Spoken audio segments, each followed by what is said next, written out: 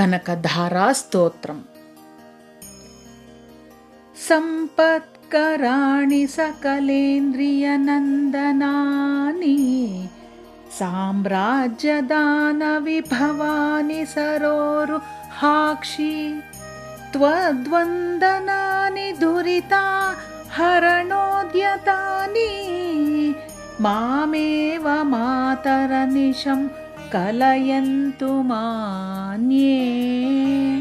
ಇದರ ಅರ್ಥ: ಹೇ ಮಾತೆ, ಹೇ ಕಮಲನಯನೆ, ಮಾನ್ಯಳೆ, ಸಂಪತ್ತನ್ನು ಉಂಟು ಮಾಡಬಲ್ಲ, ಸಕಲೇಂದ್ರಿಯಗಳಿಗೂ ಆನಂದವನ್ನು ಕೊಡಬಲ್ಲ, ಸಾಮ್ರಾಜ್ಯವನ್ನೇ ದಾನ ಮಾಡುವುದರಲ್ಲಿ ನಿರತವಾಗಿರುವ, ಪಾಪಗಳನ್ನು ನಾಶ ಮಾಡುವುದರಲ್ಲಿ ಉದ್ಯುಕ್ತವಾಗಿರುವ ನನ್ನಿಂದ ನಿನಗೆ ಮಾಡಲ್ಪಟ್ಟಿರುವ ನಮಸ್ಕಾರಗಳು ನನ್ನನ್ನೇ ಸದಾ ಸೇರಲಿ.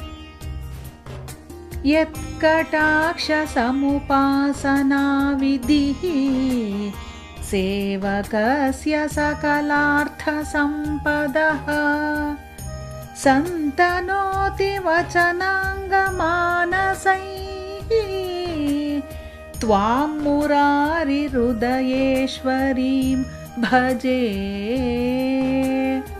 ಇದರ ಅರ್ಥ: ಯಾರ ಕೃಪಾ ಕಟಾಕ್ಷವನ್ನು ಉಪಾಸಿಸಿದರೆ ಸೇವಕನಾದವನಿಗೆ ಸಕಲ ಪದಾರ್ಥ ರೂಪದ ಸಂಪತ್ತು ದೊರಕುವುದೋ ಅಂತಹ ಶ್ರೀಹರಿಯ ಹೃದಯೇಶ್ವರಿಯಾದ ನಿನ್ನನ್ನು ಕಾಯದಿಂದಲೂ ವಾಕಿನಿಂದಲೂ ಮನಸ್ಸಿನಿಂದಲೂ ಭಜಿಸುತ್ತೇನೆ. ಸರಸಿಜನಿಲಯೇ ಸರೋಜಹಸ್ತೆ ಧವಲತಮಾಂಕುಶಗಂಧಮಾಲ್ಯಶೋಭೆ ಭಗವತಿ ಹರಿವಲ್ಲಭೆ ಮನೋಜ್ಞೆ ತ್ರಿಭುವನಭೂತಿಕರಿ ಪ್ರಸೀದ ಮಹ್ಯಂ. ಇದರ ಅರ್ಥ: ಹೇ ಪದ್ಮಾಸನೆ, ಪದ್ಮವನ್ನು ಕೈಯಲ್ಲಿ ಧರಿಸಿರುವವಳೆ, ಅತ್ಯಂತ ಬಿಳಿದಾದ ವಸ್ತ್ರವನ್ನು ಗಂಧಮಾಲೆಯನ್ನು ಧರಿಸಿ ಶೋಭಿಸುತ್ತಿರುವವಳೆ, ಭಗವತಿ ಶ್ರೀಹರಿ ಪ್ರಿಯಳೆ, ಸುಂದರಳೆ, ಜಗಗಳಿಗೂ ಐಶ್ವರ್ಯದಾತೃವೆ, ನನ್ನಲ್ಲಿ ಪ್ರಸನ್ನಳಾಗು. ದಿಗ್ಗಸ್ತಿಭಿಃ ಕನಕ ಕುಂಭ ಮುಖಾವಸೃಷ್ಟ ಸ್ವರ್ವಾಹಿನಿ ವಿಮಲ ಚಾರು ಜಲಪ್ಲುತಾಂಗೀಂ ಪ್ರಾತರ್ನಮಾಮಿ ಜಗತಾಂ ಜನನೀಮಶೇಷ ಲೋಕಾದಿನಾಥ ಗೃಹಿಣೀಂ ಅಮೃತಾಬ್ಧಿ ಪುತ್ರೀಂ. ಇದರ ಅರ್ಥ: ದಿಗ್ಗಜಗಳು ಸುವರ್ಣ ಕುಂಭಗಳ ಮುಖದಿಂದ ಸುರಿಸುತ್ತಿರುವ ಗಂಗೆಯ ಪರಿಶುದ್ಧವೂ ಸುಂದರವೂ ಆದ ನೀರಿನಿಂದ ತೊಯ್ದ ಅವಯವಗಳುಳ್ಳ ಲೋಕಗಳಿಗೆಲ್ಲ ಏಕೈಕನಾಥನ ಗೃಹಿಣಿಯೂ ಜಗಜ್ಜನನಿಯೂ ಅಮೃತ ಸಮೃದ್ಧದ ಪುತ್ರಿಯೂ ಆದ ಮಹಾಲಕ್ಷ್ಮಿಯನ್ನು ಪ್ರಾತಃ ಕಾಲದಲ್ಲಿ ನಮಸ್ಕರಿಸುತ್ತೇನೆ. ಕಮಲೇ ಕಮಲಾಕ್ಷ ವಲ್ಲಭೇ ತ್ವಂ ಕರುಣಾಪೂರತರಂಗಿತೈರಪಾಂಗೈಃ ಅವಲೋಕಯ ಮಾಮ ಕಿಂಚನಾನಾಂ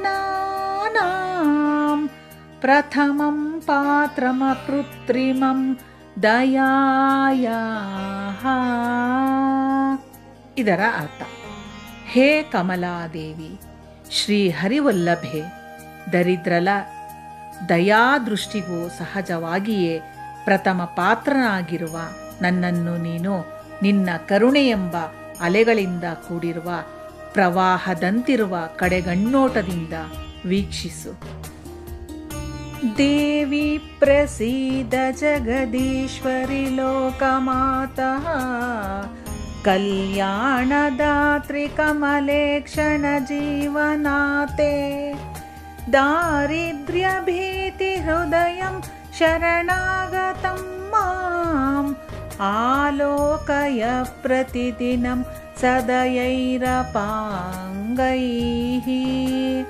ಇದರ ಅರ್ಥ: ಜಗತ್ತಿಗೆಲ್ಲ ಒಡತಿಯಾದ ಜಗದೀಶ್ವರಿ, ಶಿವನಿಗೆ ಪ್ರಿಯಳಾದ ದೇವಿಯೇ, ನಿನ್ನಲ್ಲಿ ಯಾರು ಪ್ರತಿದಿನ ಈ ಸ್ತೋತ್ರಗಳ ಪಠನೆ ಮಾಡಿ ಶರಣಾಗತರಾಗುತ್ತಾರೋ ಅವರಿಗೆ ಬಡತನವನ್ನು ಹೋಗಲಾಡಿಸಿ ಐಶ್ವರ್ಯವು ಲಭಿಸುತ್ತದೆ. ಸ್ತುವಂತಿ ಯೇ ಸ್ತುತಿಭಿರಮೀಭಿರನ್ವಹಂ ತ್ರಯೀಮಯೀಂ ತ್ರಿಭುವನಮಾತರಂ ರಮಾಂ ಗುಣಾಧಿಕಾ ಗುರುತರ ಭಾಗ್ಯಭಾಜಿನೋ ಭವಂತಿ ತೇ ಭುವಿ ಬುಧ ಭಾವಿ ತಾಶಯಾಃ. ಇದರ ಅರ್ಥ, ಯಾರು ಈ ಸ್ತೋತ್ರಗಳ ಮೂಲಕ ಹಗಲಿರುಳು ತ್ರಯೀ ವಿದ್ಯಾ ಸ್ವರೂಪಳು ತ್ರಿಭುವನ ಜನನಿಯೂ ಆದ ಲಕ್ಷ್ಮಿಯನ್ನು ಸ್ತುತಿಸುವರೋ ಅವರು ಅತ್ಯಂತ ಗುಣಶಾಲಿಗಳು, ಅತ್ಯಂತ ಭಾಗ್ಯಶಾಲಿಗಳು, ಜ್ಞಾನಿಗಳ ಧ್ಯಾನಕ್ಕೆ ಆಶ್ರಯರೂ ಆಗುವರು. ಇತಿ ಶ್ರೀಮದ್ ಶಂಕರಾಚಾರ್ಯ ಕೃತ ಶ್ರೀ ಕನಕಧಾರಾ ಸ್ತೋತ್ರಂ ಸಂಪೂರ್ಣಂ.